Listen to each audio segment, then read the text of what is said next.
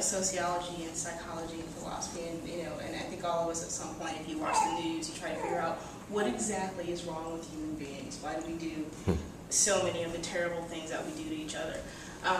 And I don't have an answer to that, but I think that for me, what attracts me to writing horror and dark fantasy is that it's a way to explore that, but in a way that doesn't hurt anyone. Excuse me, if that makes any sense. Like I make fun of my wife all the time because she watches like those shows like 48 Hours Mystery and what's that show? Network. The Murder Network channel. That's what we call it, the Murder Network. There's like the whole, like True TV, the whole station is just like 48 Hours Mystery and Forensic Files and Cold Case Files, and it's like dead people everywhere. I can't deal with that. I can deal with this because this is fiction. I mean, it may be horrible and it may be graphic and it may be very disturbing, but this is fake, and that makes it safe. I don't watch the news, but I do write this kind of stuff, and I think that's what attracts me to it, is that it's, I don't know, I think I'm just as fascinated with those sorts of horrible things as much as any person, but I think it's easier for me to deal with it if it's on the page. So I don't know if it's a good answer to your question, but I appreciate the question. So thank you. Yes. Yeah, have you had some very painful moments in your life? I have. That's actually that question really relates to Craig's question. Yeah. Because I have, but I don't write any kind of biographical work whatsoever. I don't think of myself as being that, I don't want to say strong, but I just don't like to write about myself. So maybe it comes out in some of this stuff, I think. Maybe that's a fair I kind of didn't assessment. think you were writing about actual things in your life, but I felt that somewhere you Right. had some pain. Yeah. I mean, that's certainly true. I mean, I think that's pretty much how it's unfortunately that way for pretty much everybody, But yeah, certainly I have, and I think that does, if nothing else, it certainly makes me a little more, I think, sensitive to other people's suffering, and that's part of the whole, I can't watch the Murder Network because, it just seems, I don't know, not to offend people who watch the Murder Network and get in trouble, but I don't know, it just seems so, I don't know, it just seems very brutal to me, and I can't really, I don't know, it just seems too painful, so, but I think it does come out in some of my fiction, so, that's my question. Do your characters repeat Do my characters repeat? in your stories? Like, are Do they show up in, recurring? yeah.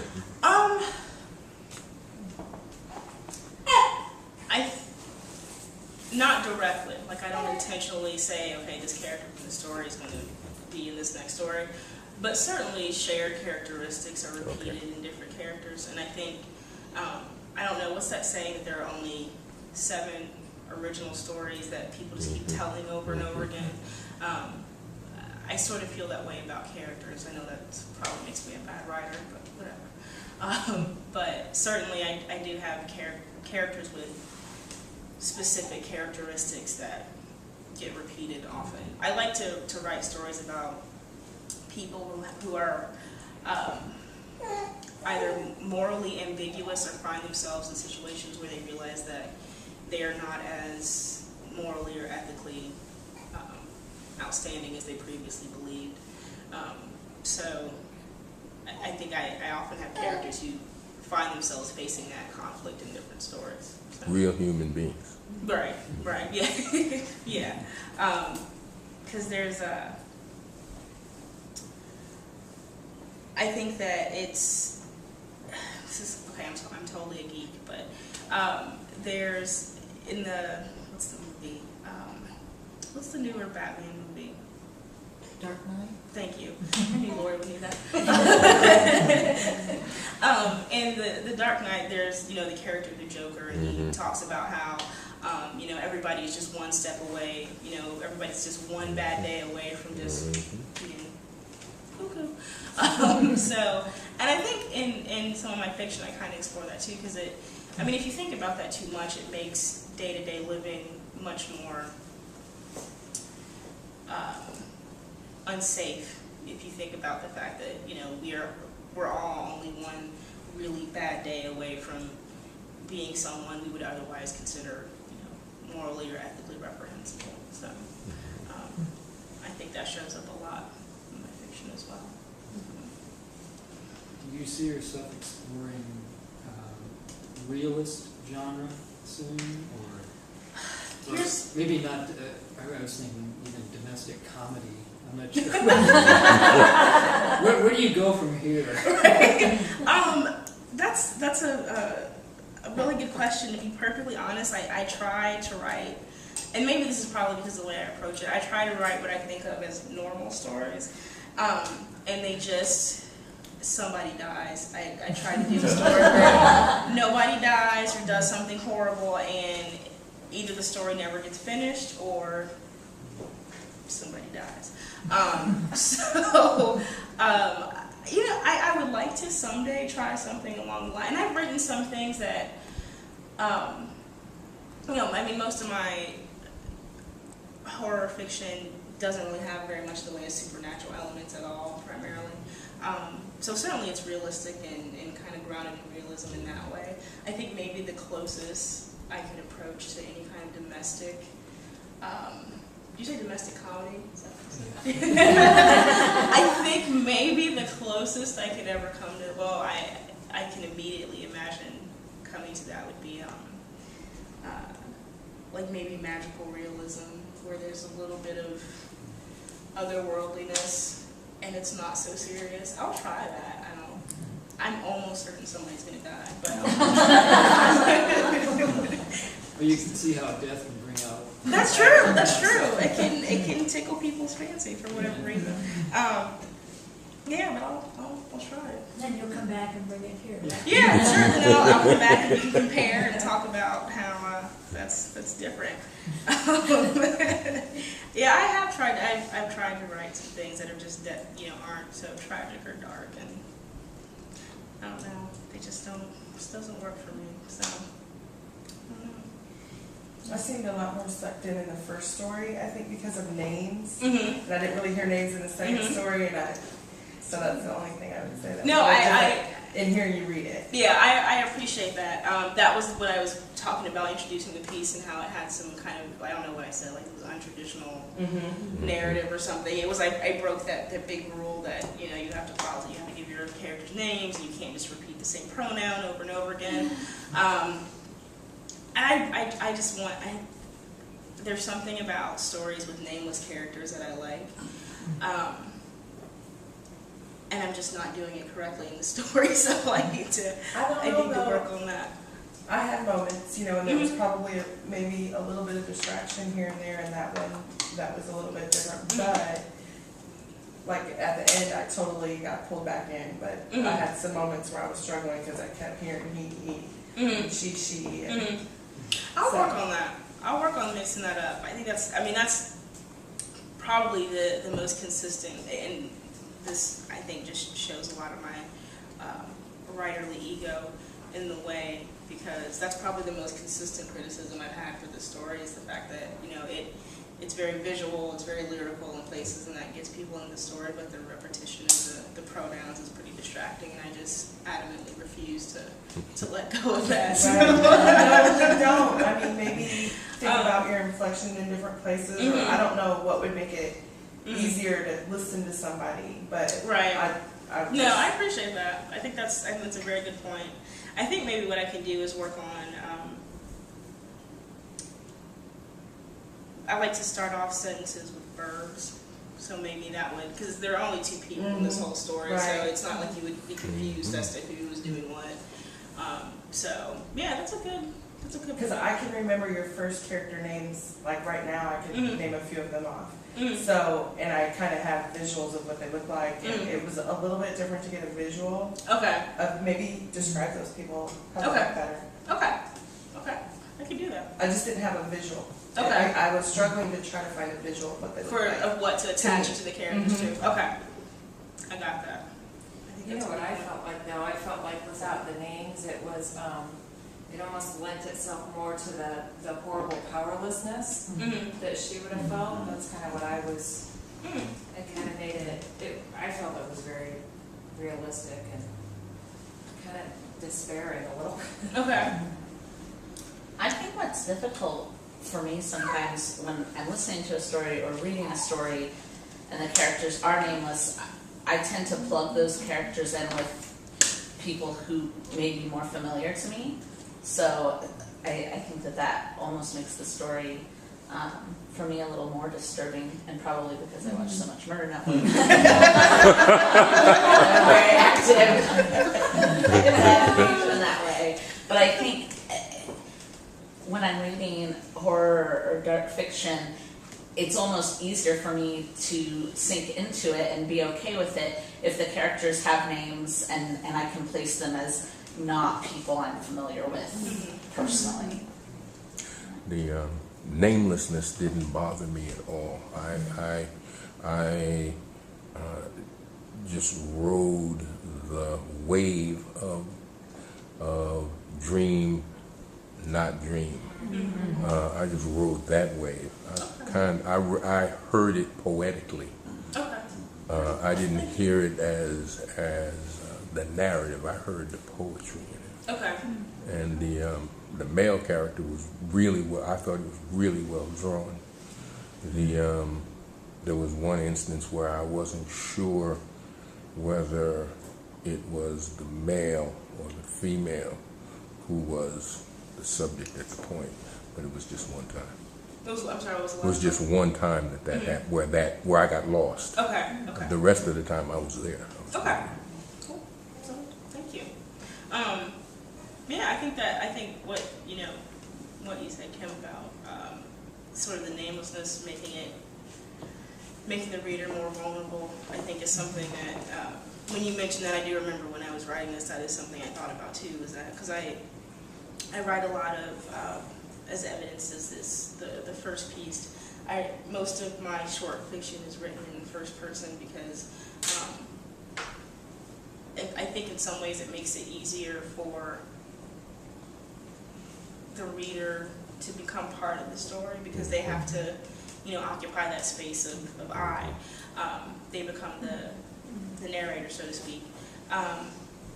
So I was trying to play around with that with this particular story, and how do you do that, but also still write the story in third person, so to speak. Well, not so to speak, it's third person. That's what it's called. Yeah, it's. I guess in some ways it is kind of an experimental piece, and something I have to play around with for a while. But I greatly appreciate everybody's comments and questions and things like that. I'm sorry, Mark. I really enjoyed the second one too as well. Since there's only two characters, I thought it was very easy to follow. Mm-hmm. So I really enjoyed it, and you could just put it with other people that you've known in your life. I thought it was really good. How do you come up with all the descriptions that just roll off your tongue on every sentence? Every sentence has a description or an analogy or a likeness or something. Well, They just flow out of you, or what? thank you. I appreciate that. I don't want to say I don't try because that sounds real arrogant, but I don't know. I think that's what happens. I think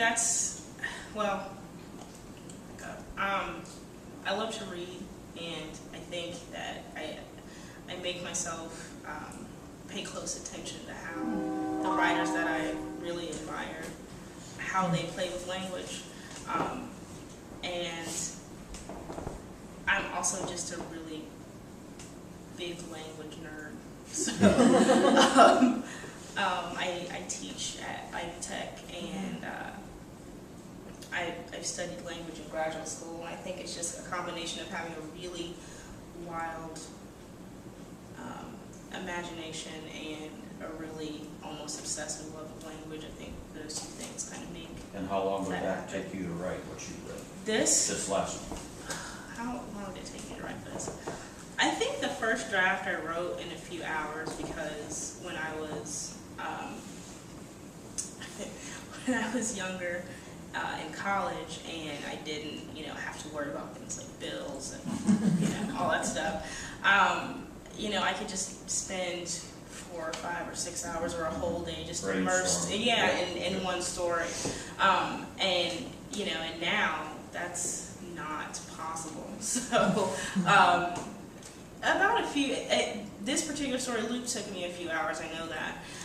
The first story, Because You Watched, I think went through a number of drafts. That took about a week, 2 weeks to get into a similar state to what you all have heard tonight. I actually had planned on reading a brand new story tonight, and of course I didn't get it finished in time because in addition to having a wild imagination, I'm also a procrastinator. So I think I started it on Tuesday, and I got about halfway through the story, and it was like 5 o'clock, and I'm like, this is so not going to happen tonight. I'm just bring out some previously written stuff and polish them up. So and I think some pieces, they just come like that. Some stuff just, I can knock out a first draft in a couple of days.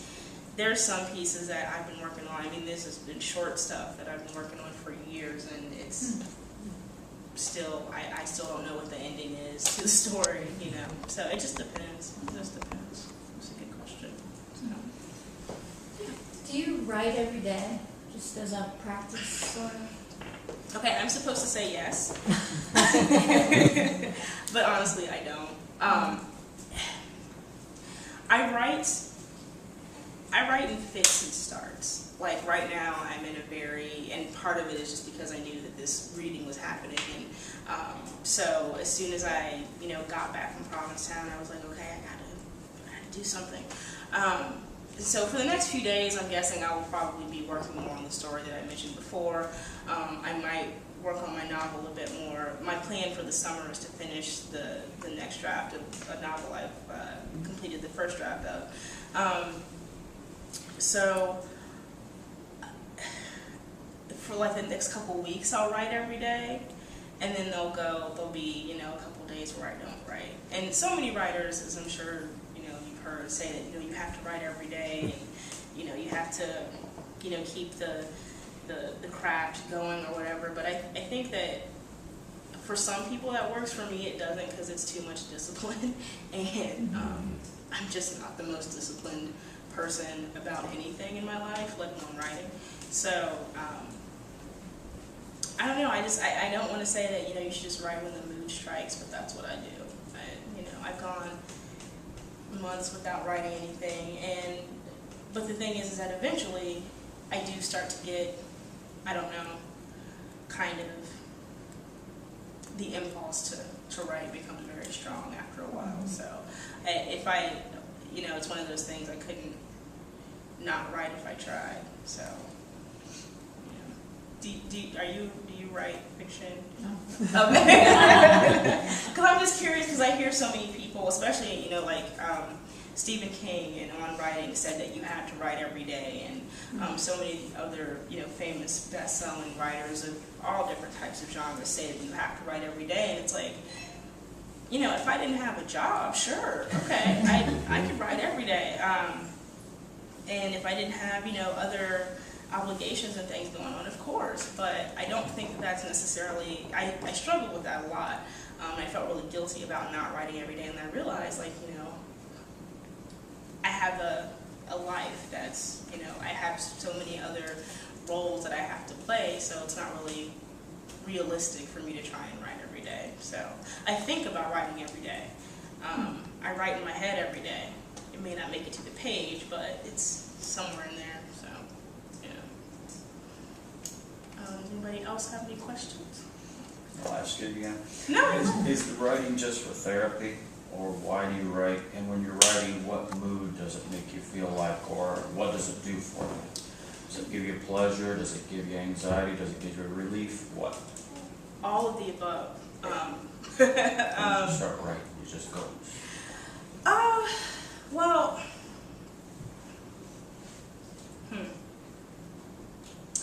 toughie. I don't write. I think the first question was about writing for therapy, and not consciously. I'm not like I need to get this out, so I'm going to write fiction about it because I don't know. I don't operate that way. But I mean, I do journal. So if it's something like that, then I'll journal about it. But in terms of what the actual act of writing, it's a very intense kind of pleasure. I do feel some anxiety, but I think that anxiety keeps me on my toes. So I think if it got, too enjoyable, I would just, I don't know. I don't want to say become a worse writer, but I don't think that. But I think that there has to be something to kind of balance out the feeling of pleasure, I guess. So there is some anxiety, and it depends on the piece. I mean, Loop was really difficult to write because portions of it, well, I guess I am saying that it's portions of it are not biographical, but it's based on a dream I had. Portions of it are based on a dream that I had. So writing that out was kind of hard at times because it wasn't a very pleasant dream, obviously. But because you watched, this is going to sound really disturbing and bad, but because you watched was actually a lot of fun to write because it was like I got to be the villain, like I knew what was going to happen to these very kind of innocent or seemingly innocent characters at the beginning. I knew what was waiting for them once they got to that house, and that was kind of fun to spring the monster on them. So it depends on the piece, really. That's a good question. Have you sent any off anywhere with cross fingers? Yeah, okay, here's confession time. Okay. This is being recorded, so. I have, when I was in undergrad, I did send off a couple of stories. One was published on a now unfortunately defunct website called Deviant Minds. It was great. It was a horror, dark fiction, online magazine, writing magazine. It was fantastic. I was so happy and so thrilled to be, published. And then I got the brilliant idea because I just had no kind of boundaries or restraint or something. I was young, I didn't know what I was doing. I sent off a story to a magazine called Cemetery Dance. And anybody who's familiar with like horror fiction, horror literary magazines, Cemetery Dance publishes people like Stephen King and Dean Koontz and what's that guy's name? John Saul. Very the top names. Of course I got rejected. So I was very shocked that they dared to reject me. I was really young. I was like, I don't know, 21 or 22 or something. I was so full of myself. And they sent me a rejection letter and I was completely devastated. I didn't send anything out for years. And then I went to graduate school and I just didn't have time to send anything out. And so I'm getting back to the point now where I'm actively, gathering data about places to send things out and all that. So cross our fingers. So yeah, but I have sent some things out before. It's one of those things like the writing every day, like you're supposed to send stuff out. I think my writing professors always said like you need to send something out every week. I know. Who has that kind of time? It's a really involved process to send work out. It's a lot of paperwork. So I'm hopefully I will send some things out for this summer. So but thank you. I appreciate that. That's a good question. Any other questions? All right. Thank you all so